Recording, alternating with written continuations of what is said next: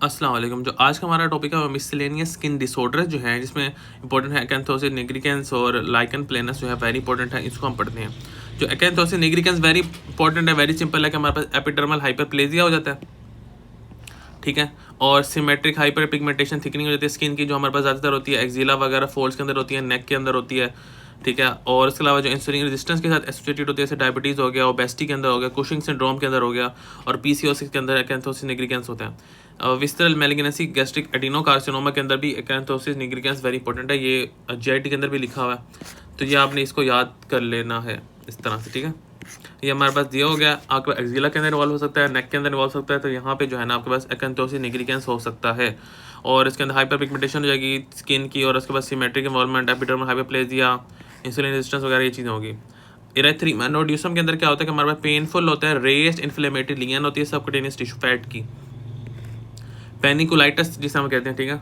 हमारे पास क्या होता है कि पेनफुल होती है, रेस्ड इन्फ्लेमेटरी लियंस होती है सबक्यूटेनियस फैट की, जो नीचे हमारे पास शिन होगी, शिन के नीचे सबक्यूटेनियस फैट हो गया, तो उसकी इन्वॉल्वमेंट हो जाती है, उसके अंदर इन्फ्लेमेशन हो जाती है हमारे पास, जो कि पेनफुल होती है, तो उसकी वजह से होता है, यूजली होता है एंटीरियर शिन्स के ऊपर होता है, और ऑफन इटोपैथिक होता है, can be associated with sarcoidosis, sarcoidosis के साथ एसोसिएटेड हो सकता है, कोक्सीडायोडोमाइकोसिस के साथ एसोसिएटेड हो सकता है, और हिस्टोप्लाज्मोसिस के साथ एसोसिएटेड हो सकता है, और टीबी और स्ट्रेप्टोकोकल इन्फेक्शन और लेप्रोसी और इन्फ्लेमेटेड बाउल डिजीज आईबीडी इन सब के साथ एसोसिएटेड हो सकता है। तो ये याद करने के किन के साथ एसोसिएटेड होगा, ये बी और सी हमारे पास यहाँ पे हो गया। इराइथ्रीमा नोड्यूसम हमने पढ़ा था, इराइथ्रीमा मल्टीफॉर्म के अंदर मल्टीपल टारगेट्स बन जाते हैं, माइकोप्लाज्मा निमोनिया, एचएसवी और बाकी सल्फा ड्रग्स वगैरह वो कुछ ड्रग्स लिखी हुई थी। जो नोड्यूसम होता है वो टाइप, ये भी आई थिंक टाइप और हाइपरसेंसिटिव शायद, तो वो मल्टीफॉर्म तो होता है। उसके बाद जो है ना नोड्यूसम के अंदर हमारे पास जो है ना नीचे शिन वाली साइड पे अक्सर होता है, वहाँ पे जो हमारे पास जो है ना पेनफुल नोड्यूल्स बन जाते हैं। सार्कोइडोसिस में कोक्सीडायोडो और हिस्टोप्लाज्मा यानी कि दोनों फंगाई हो गया, टीबी हो गया, और स्ट्रेप्टोकोकल लेप्रोसी और इन्फ्लेमेटरी बाउल डिजीज। हमारे पास इचिथोसिस, पता क्या ichthyosis disorder of the defective keratinocyte desquamation due to the flagrant skin mutation resulting in the diffuse scaling of the skin, पूरी स्किन की डिफ्यूज स्केलिंग हो जाएगी, okay.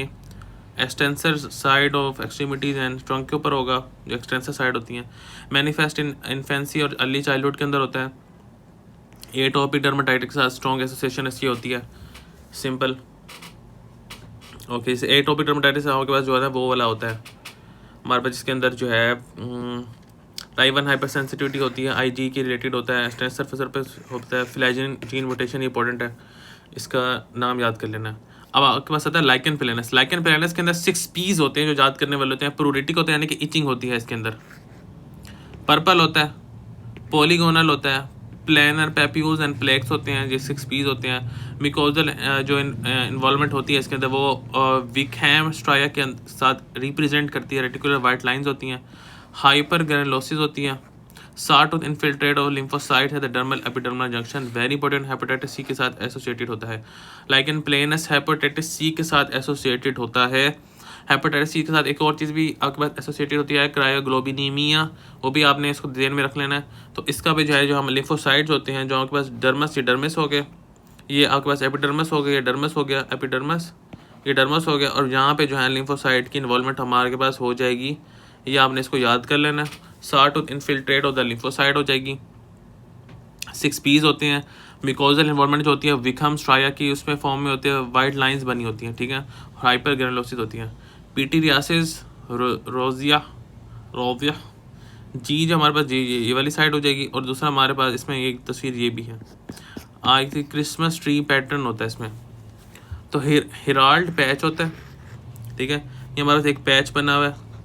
Followed days later by other scaly erythematous plaques होते हैं, जिससे हम Christmas tree distribution भी होती है ट्रंक के ऊपर। मल्टीपल पिंक प्लेक्स होते हैं विद कोलरेटेड स्केल, सेल्फ रिजॉल्विंग इन 6 से 8 हफ्तों के अंदर जो है ना खुद ही ठीक हो जाता है, यानी कि तकरीबन 1.5 महीने से लेकर 2 महीने के बाद खुद ही ठीक हो जाता है, एक पैच बनता है। लाइकन प्लेनस की तस्वीर देखेंगे कि ई और एफ के अंदर है, ये भी लाइकन प्लेनस है, ये एफ वाला भी लाइकन प्लेनस है। प्रूरेटिक होता है, खारिश होती है इसके अंदर, और हमारे पास वो पॉलीगोनल वगैरह बने होते हैं, और विकम स्ट्राया लाइंस भी होती हैं, डर्मल एपिडर्मल के अंदर लिम्फोसाइट की होती है, हाइपरग्रानुलोसिस होती है। तो इस तरह की बातें जो हैं इसमें लिखी होंगी बस। पीटीरियासिस के अंदर हिराइल बैच बनेगा और उसके बाद जो है ना क्रिसमस टी अपीयरेंस हो जाती है। दूसरा क्या था, टीनिया वर्सिकुलर था, ओके, वो जो जीआई एडिनोकार्सिनोमा के अंदर होता है। जो सन बर्न होता है उसके अंदर इंपॉर्टेंट है, सन के अंदर दो तरह की चीज़ें होती हैं, एक यूवी रेडिएशन ए होती है और बी। जो यूवी रेडिएशन ए होती है वो हमारे पास टैनिंग करती है और दूसरा हमारा फोटो एजिंग करती है। फोटो एजिंग के अंदर बहुत सारी चीज़ें होती हैं, वो याद कर लेना, वो अलग से एक टॉपिक लिखा हुआ उसको अलग से पढ़ेंगे इंशाल्लाह। जो बी होती है उसके अंदर जो है ना सन बर्न हो जाता है, बी से याद करना सन बर्न।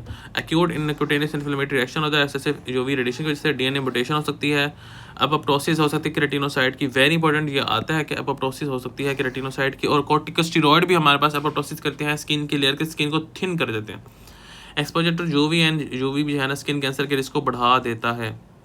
अब इनके लिए दवाइयाँ होती हैं, सनस्क्रीन होती है। सनस्क्रीन के अंदर एक होती है जिसके अंदर कुछ इंग्रेडिएंट्स होते हैं जो सिर्फ हमारे पास जो है ना सन बर्न से बचाती है, और एक होती है जो आपके पास फोटो एजिंग से भी बचाती है। तो वो डिफरेंट इंग्रेडिएंट्स होते हैं, वो देखना होता है किसके अंदर कौन से इंग्रेडिएंट्स हैं।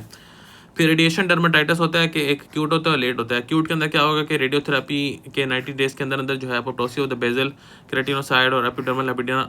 अगर बेजल केराटिनोसाइड खत्म हो जाएंगे तो आपके पास जो स्किन ने दोबारा बनना होता है, रीजनरेट करना होता है, वो नहीं हो पाएगी। एपिडर्मल एडिमा हो जाएगा, एरेथ्रीमा, डिस्क्रिमेशन, सुपरफिशियल अल्सरेशन और ब्लिस्टिंग वगैरह हो जाएगी।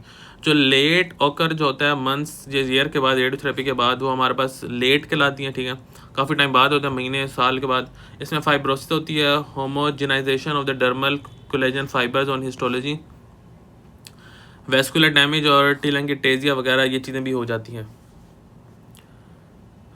तो रेडिएशन अगर एक्यूट होगी तो उसके अंदर जो है ब्राइटनेस वगैरह हमारे पास मिलेगी, सुपरफिशियल अल्सरेशन वगैरह होंगे, और बाकी अंदर जो लेट होगी उसमें फाइब्रोसिस होने के ज़्यादातर चांसेस होते हैं, वेस्कुलर डैमेज भी हो सकता है। तो ये हमारे पास जो है ना मिसलेनियस हमारे पास स्किन डिसऑर्डर्स हो गए जिसमें इंपॉर्टेंट था कैंथोसिन एग्रीकेंस, उसकी एसोसिएशंस, और हमारे पास जो है इंपॉर्टेंट था प्लेनस वाला इंपॉर्टेंट था, सन बर्न का वेरी इंपॉर्टेंट है। तो ये हमारे पास हो गया। Thank you so